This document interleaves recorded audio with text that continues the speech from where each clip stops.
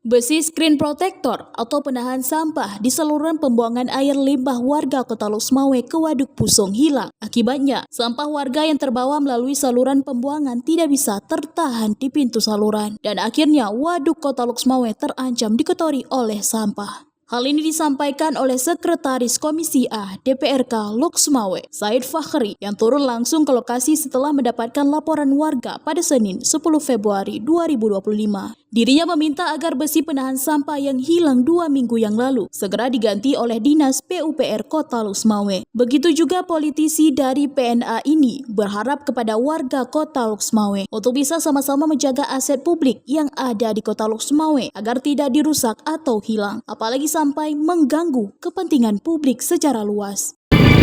Efek bagi waduk sendiri kebetulan ya seperti ini, kalau memang besi screen itu hilang, sampah akan masuk semua ke waduk dan waduk akan menjadi kotor. Bagaimana cara yang sudah dibuat tidak kembali hilang? Berharap dengan masyarakat setempat sama-sama kita menjaga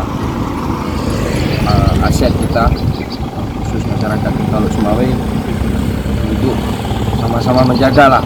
Mudah-mudahan di bawah UPTD Kota Lhokseumawe, Dinas PUPR, diharapkan secepatnya untuk diperbaiki agar sampah masyarakat tidak memasuki wilayah waduk. Dari Kota Lhokseumawe, Denny Muktadi melaporkan untuk Puja TV.